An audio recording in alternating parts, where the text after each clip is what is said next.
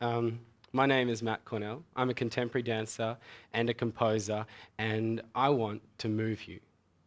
See, my passion is in movement because I believe in its ability to inform our state of being, for its potency at the crux of experience and, in turn, learning. And I despair that in the course of growing up, we're led to constrain our tactile engagement, ultimately inhibiting our full cognitive capacity.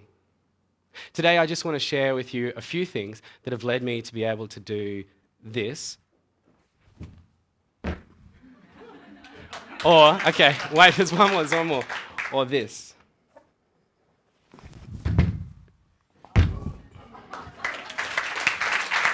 Okay. So I'm not going to say that everyone's a dancer, maybe. But perhaps everyone is a mover, yeah? Just the simple act of breathing is illustration of the relationship between movement and our well-being. Now, I make and collaborate in performing art to move people because I believe that once considered, nothing remains the same. And that this is just as true for movement as it is for TED ideas. Yeah? Just for a second, take your focus off me and move it to that point in your back just between your shoulder blades. Now, there's no need to change anything deliberately, just notice what you notice. Okay, good. This split-second mindfulness is just a quick example on how directing our attention can disarm the tensions we hold that do not serve us. It also has this really awesome side effect that getting into your body gives the opportunity to get out of your head without having to be off your face.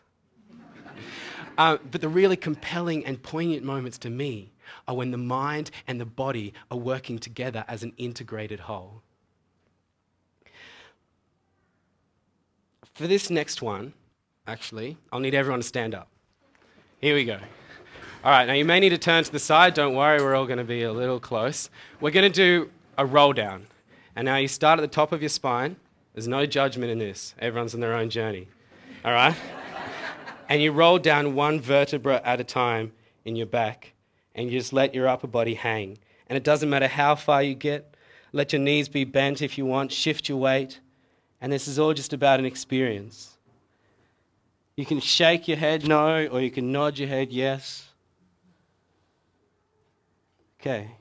Now we're just going to drop the pelvis and start rolling up, one vertebra at a time in our beautifully curved spine until we get to the top.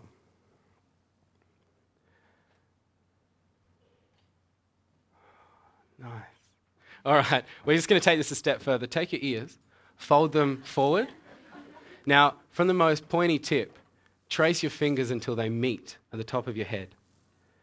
Good. Press down on that central point and then lift away. And imagine your entire skeleton just hanging like a puppet on a string. Cool, huh? We do this every morning as dancers, but I'm still impressed at how changing my body image from a stacked structure to a hanging structure can drastically alter my movement or even my stillness. You can sit back down if you like. No human experience happens without movement, and movement informs our experience. I read this study, right, and it was published in the Journal of Experimental Social Psychology, and it was called "It Hurts When I Do This." And they found that the people that they assigned more dominant postures could comfortably handle more pain than the people that they assigned neutral or submissive postures. It's just a thought. Try this for me, okay? Smile as big as you can. Okay, bigger. Now smile with your eyes. Now smile with your rest of your body. Okay? And just notice how that small movement affects your experience of this moment. Good. Movement is a form of learning, and it is a form of joy. It's our essential state of being, and our physical capabilities are as adaptable as our minds. Now, as children, we know this. As we grow, we're taught postures, still positions to be in for certain circumstances. Now, for a long time, I did army cadets and I did ballroom dancing, and I had parents that told me to stand tall, shoulders back.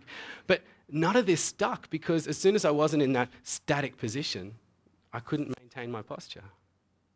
So what I've learned since in my movement training is alignment. And these are dynamic and adaptable movement pathways that are usually expressed through kinetic ideas or images,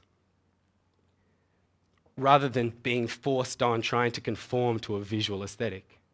And it made me realize that if ideas, like hanging from a piece of string, can generate movement, then movement can generate and inform and process ideas, concepts, theories, wonderments, all catalyzed by or understood through movement.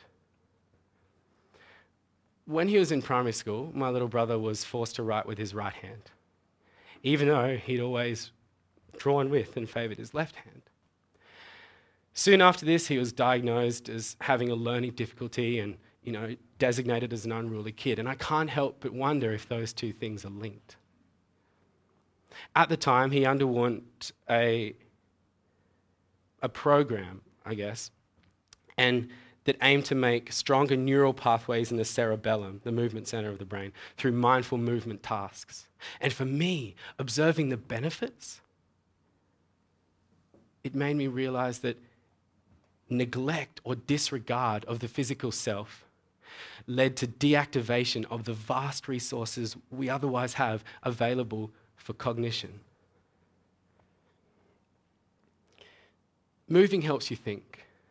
Perhaps moving and thinking are the same thing, from visual stimuli sparking nerve responses in your brain to oral creations vibrating your eardrums, or a club beat beating deep in the chest, to any form of physical activity from throwing a frisbee to sitting on the floor. It's our essential state of being. People think with their bodies all the time. Cognition need not be mind-dominated, because it is, by definition, the process of understanding through thought, through experience, and through the senses. I would implore all of you to be curious, to play with yourself, and to notice when you find yourself pacing or flicking a pen or biting a lip or needing to go for a walk to clear your head, and how those movements affect your cognition. I say play with them all until you find the ones that really serve you. If they don't serve you, just let them go. I'd like to address now the pseudo-hope that we've put in games like the Wii and the Kinect, and the work I'm currently doing where we're creating interactive experiences for music festival goers. And it's usually digital projection, yeah?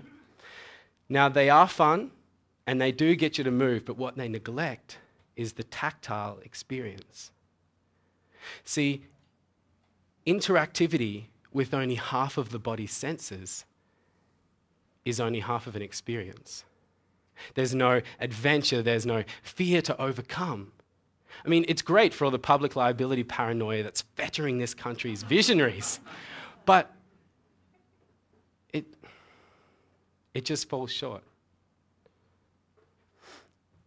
I do believe that risks must be managed and they must be minimized, but to eliminate risk, we must eliminate experience.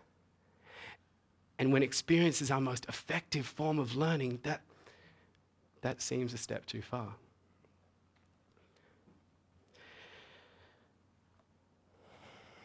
Another study that I read, it focused on the trend over the last decades to make playgrounds safer by removing all the monkey bars and the tall slides. And it was done by a professor of psychology called Ellen Sanseter at Queen Maud University in Norway.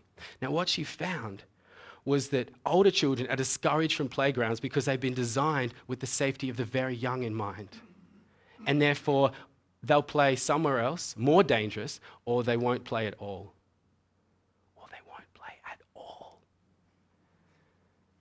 She also found that our fear of children being harmed by mostly harmless injuries may result in higher fear levels in children and increased levels of psychopathology. I remember accidentally falling to the floor in a dance class, right? And being applauded because I just reached my limit and received the necessary sensory feedback to push past it.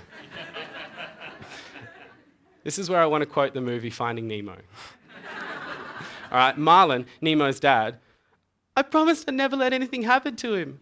To which Dory responds, well, that's a funny thing to promise. And he's like, what? And she's like, well, if you never let anything happen to him, then nothing will ever happen to him. Little hurts and little accidents, they serve only to make us more aware and more intelligent with the way that we move through the world, the way we think and conceptualize the world, and the way that we reach and push past our limits. All right. World's shortest game of charades. All right. Tell me what emotion this is. Louder? Good. All right. I think so too. Now tell me the difference between that physical state and this one.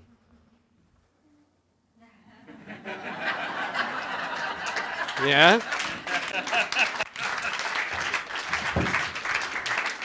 So just as smiling will encourage our enjoyment of a situation, adopting any depressed position, even accidentally, really quickly takes us on that emotional path. And the really exciting thing here is that once we're aware of that, it just becomes a choice. To bring it back to the point, our movement inspires our thinking, inspires our movement, inspires our thinking, inspires our movement, inspires our thinking, inspires our movement, inspires our thinking, inspires our movement that informs our state of being. And to me, advocating uninhibited, connected movement, the most poignant part of that is the liberation that it brings to our state of being. If we can stay connected to the nimbleness of movement and mind that we had as children at play, then we can't help but be more aware, empathetic, and engaged people.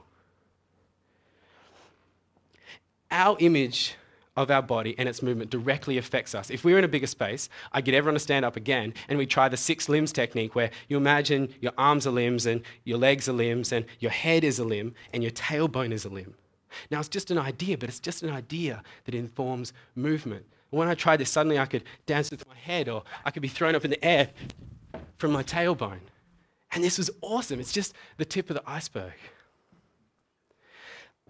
Last but not least, the biggest moment of all, the one I'll probably be working on for the rest of my life.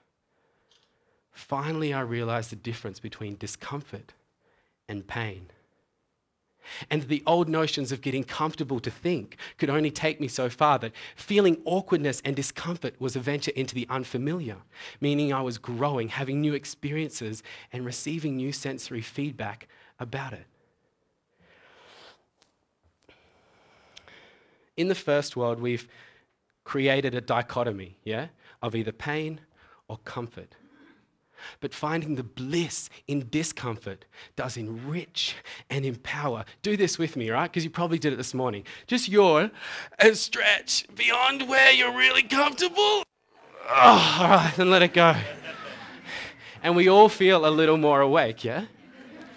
Then usually we just grab a form of stimulant and we get on with the day. So why don't we scale this? Stretching more to wake up more. Well, there's a little guy here that says, oh, that hurts. What are you doing? And I sometimes fall back into this thinking pattern myself, but then I'm reminded that the true nature of being embodied in a physical structure is that it delivers to us sensation that we may choose to respond. Discomfort is not pain. Discomfort is not pain. And unfortunately, we all need to discover that fuzzy line of difference for ourselves. But the possibility that it brings, it's incredible. Think back to a time when you laughed so hard that it hurt, or smiled so much that your cheeks were burning. Yeah? This is eustress. It's a positive form of stress and discomfort that encourages growth. Those were your abdominal muscles getting a workout so that next time you could laugh harder and for longer. Now, pain Pain is distress, and it's just our body informing us of potential injury. And we never want to venture into that, but ultimately, it's all just information. And learning to listen to and respond to that information has had the most profound impact on my life.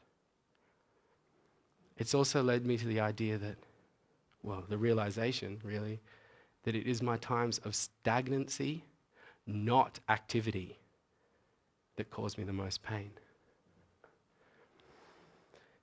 Now, I just want to finish with a quote. It's by Dean Chuan from one of his many books on bodywork. And it goes like this. There are hundreds of conditions that do not threaten our lives, but only our comfort and our productivity. There are functional disorders that are unquestionably created by habits and by attitudes, not faulty parts or chemical deficiencies. Now, when it comes to the human body, we must use it or lose it. Yeah? And the confidence to do this doesn't come first. This is a fake it till you make it, chicken and egg journey, and it rewards every step of the way. The way we move directly affects our state of being. And as a bunch of humans being, that's an important thing to remember. Thank you.